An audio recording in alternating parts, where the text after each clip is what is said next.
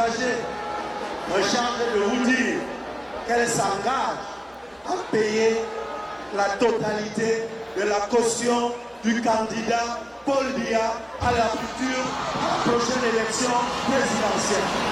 Bonjour, lors de la célébration des 92 ans du président Paul Biya, à son absence, le secrétaire général de la présidence de la République a confirmé que les jeunes présents ont décidé de payer la caution du président candidat du RDPC. Autrement dit, ils auraient décidé de cotiser jusqu'à 30 millions de francs CFA pour aider Paul Biya, qui est en principe multimillionnaire au regard de sa longue et riche carrière au plus haut sommet de l'État depuis 1960. Ces jeunes auraient décidé de cotiser des millions pour lui. Ces jeunes ont décidé d'aider le RDPC, qui est le sanctuaire de presque tous les détourneurs de la République en millions et en milliards. Les jeunes ont décidé d'aider ce parti débougrement riche avec 30 millions. Sauf que depuis hier circule sur les réseaux sociaux une plainte attribuée au bureau de l'association des étudiants de la faculté des sciences juridiques et politiques de l'université de Yaoundé 2. Une plainte contre le délégué des étudiants de cette faculté pour détournement des deniers publics et de malversation financière. Les deniers publics dans cette plainte agressés au recteur de l'université de Yaoundé 2 sont les 350 000 qu'on aurait remis aux délégués des étudiants destinés à l'encadrement des jeunes étudiants qui devaient ou alors qui sont allés dire qu'ils vont cotiser 30 millions pour payer la caution d'un multimillionnaire, payer la caution du candidat du parti qui regorge, soit un multimillionnaire, soit un milliardaire au kilomètre carré. On aurait donc versé 350 000 francs CFA aux délégués des étudiants pour payer le déplacement de 150 étudiants pour le palais des sports de Yaoundé pour aller dire qu'ils vont cotiser 30 millions. 350 000 francs CFA, c'est 2350 francs par étudiant. Ce sont les jeunes à qui on aurait donc promis 2350 francs CFA pour aller assister à la célébration des 92 ans de Paul Biya, qui aurait donc pris l'engagement de cotiser 30 millions pour lui, pour ce multimillionnaire en principe. Ce sont ces mêmes jeunes qui auraient séquestré le secrétaire général de l'association des étudiants, le molester et faire disparaître son téléphone. Ce sont ces étudiants qui auraient donc décidé de cotiser 30 millions pour payer la caution du parti des détourneurs en milliards. C'est quand même drôle,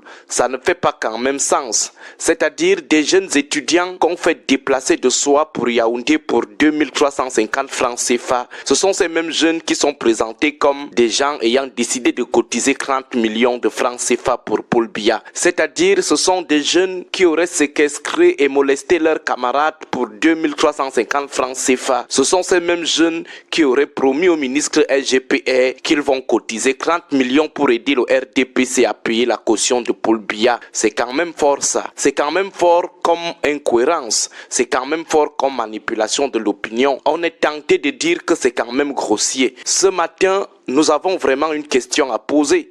Qui sont finalement ces jeunes qu'on a rassemblés au Palais des Sports pour dire qu'ils vont cotiser 30 millions pour aider un parti qui compte un détourneur à chaque 500 mètres carrés du territoire national? Qui sont ces jeunes? Ces jeunes qui sont prêts à molester l'un des leurs pour 2350 francs CFA? Ces jeunes accusés d'avoir détourné 350 000 francs d'argent d'achat de conscience pour aller assister à un pseudo-appel à candidature de la jeunesse? Qui sont ces jeunes qu'on a fait venir au Palais des Sports? Ces jeunes désœuvrés qui sont encore à la charge de leurs parents, ces jeunes diplômés qui attendent calmement l'âge de la retraite sans réel espoir de travailler un jour? Qui sont ces jeunes? Ces jeunes qui subissent impuissamment les injustices dans les concours administratifs dont les places sont privatisées d'avance par des élites ou par ceux qui peuvent débourser des millions pour les acheter? Qui sont ces jeunes qu'on a fait venir au Palais des Sports pour acclamer, ovationner les seuls bénéficiaires de la longévité de Paul Biya au pouvoir? Ces jeunes désespérés qui se consolent avec les grogues les plus en vogue, ces jeunes qui ont compris que les dérives sexuelles sur les réseaux sociaux constituent notre forme d'entrepreneuriat? Qui sont ces jeunes? Ces jeunes qui sont prêts à affronter le désert ou les eaux violentes de la Méditerranée que de mourir étouffés au Cameroun? Qui sont ces jeunes finalement? Certainement des jeunes qui espèrent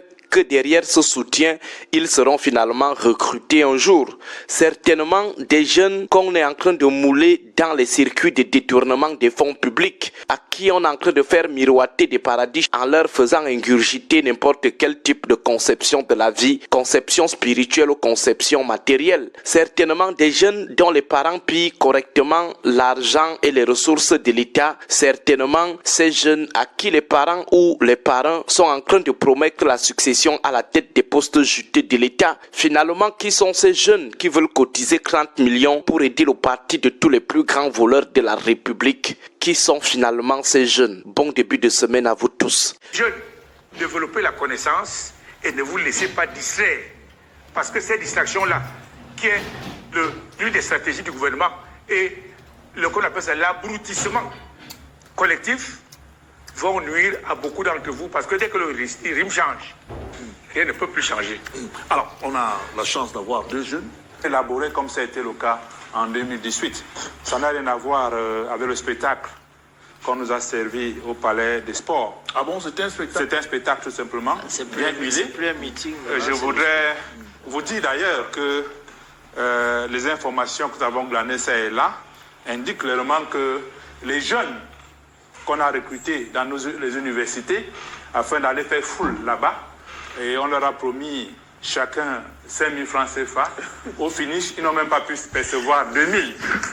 J'ai lu une lettre d'un collectif de ces jeunes-là adressée au recteur de l'université de Yaoundé de Soie, qui accusait l'un de leurs camarades d'avoir perçu 350 000 francs et leur avait laissé juste 25 000 francs CFA. Donc, ça démontre clairement qu'ici, il s'agit plus de la roupérie. Il y a du péri, effectivement. Il n'y a rien.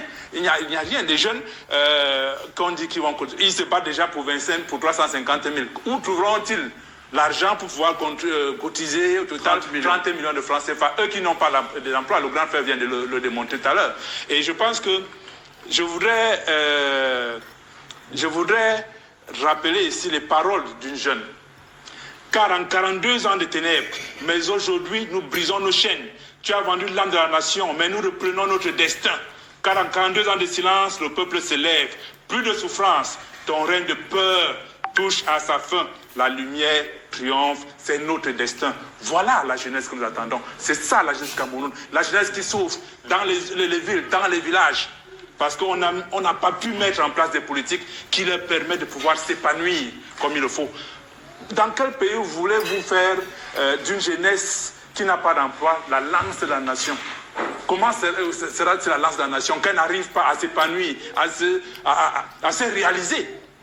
Il faut donc quelqu'un qui permettra à cette jeunesse-là de se réaliser. Et ce n'est pas le président Paul Biya qui, d'une année à l'autre, ne fait que faire des promesses vides, des promesses fallacieuses aux jeunes. Il ne parle pas aux jeunes. Il est déconnecté, complètement déconnecté de la jeunesse. Hier, il y avait des ponts qui permettaient aux jeunes d'aller d'un statut à un autre. Dès qu'ils sont arrivés, ils ont coupé les ponts.